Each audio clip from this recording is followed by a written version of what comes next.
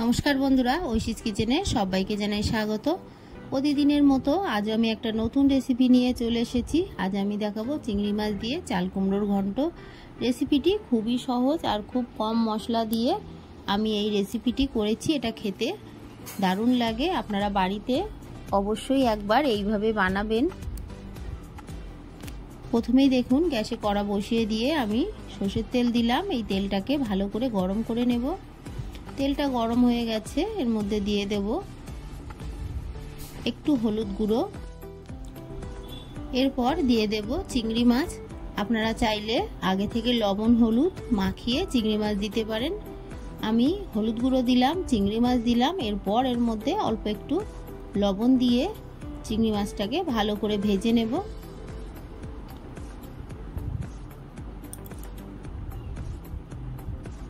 বাড়িতে খুব সহজভাবে কোনো রকম মশলা ছাড়াই আপনারা যদি চাল কুমড়োর ঘন্ট এইভাবে খেতে চান তাহলে একবার হলেও বানাবেন, দেখবেন খেতে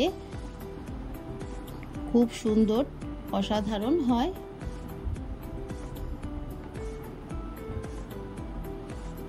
চিংড়ি মাছটাকে দেখুন আমি খুব ভালো করে ভেজে নিয়েছি।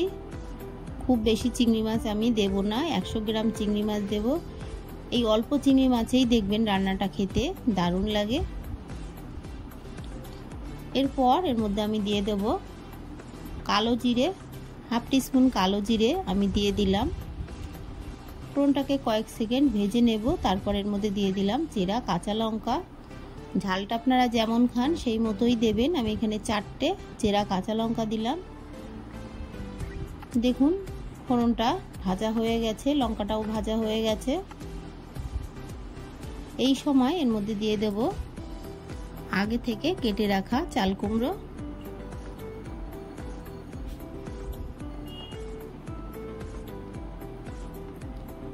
একটু নেড়ে নেব।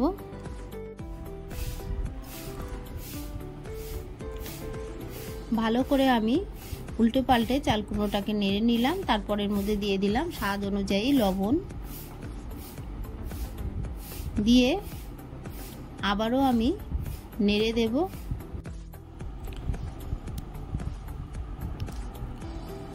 ভালো করে নেড়ে দিলাম। তারপর এর মধ্যে দিয়ে দেব লবণ।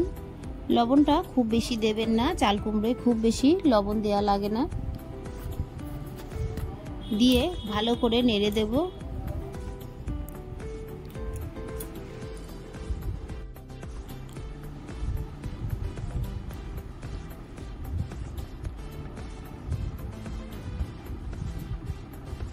খুব ভালো করে আমি মিশিয়ে নিলাম। তারপর আমি ঢাকা দিয়ে দেব।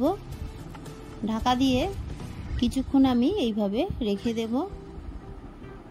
কিছুক্ষণ পর ঢাকাটা তুলে নিলাম। দিয়ে দেব ভেজে রাখা চিংড়ি মাছ।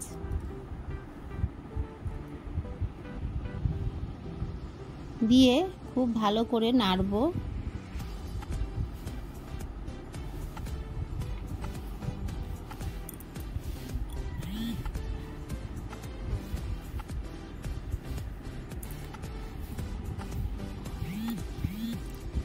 খুব ভালো করে চিংড়ি মাছটাকে মিশিয়ে নিয়ে আমি আবারও ঢাকা দিয়ে বেশ কিছুক্ষণ এইভাবে রেখে দেব।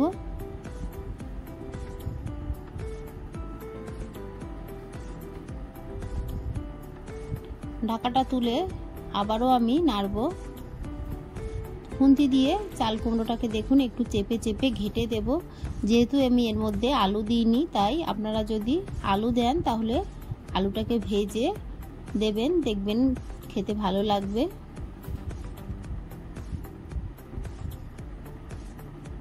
আবারও ঢাকা দিয়ে দিলাম। ঢাকাটা তুলে আবারও নাড়বো।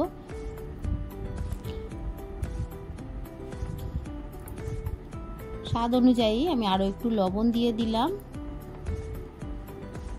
দিয়ে মিশিয়ে নিয়ে আবারও ঢাকা দিয়ে দিলাম। ঢাকাটা তুলে দেখুন 3টে চেরা কাঁচা লঙ্কা দিলাম।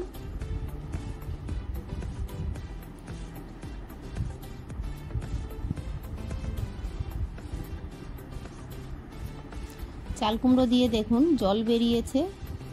এর মধ্যে আমি খুবই অল্প মিষ্টি দিলাম। আপনারা যেমন খান সেই মতোই দেবেন।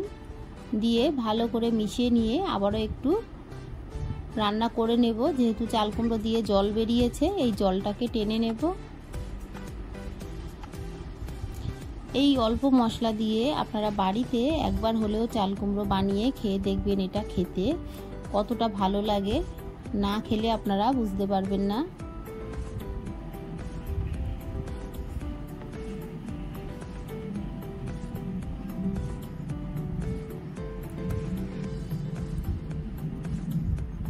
বেশ কিছুক্ষণ নেড়ে দেখুন চাল কুমড়োটাকে আমি পুরো শুকনো করে নিচ্ছি। আপনাদের পুরোটাই দেখালাম, তাহলে আপনারা সেইভাবেই বাড়িতে বানাবেন। গ্যাসের ফ্লেমটাকে অফ করে দিয়ে আমি তুলে নিলাম।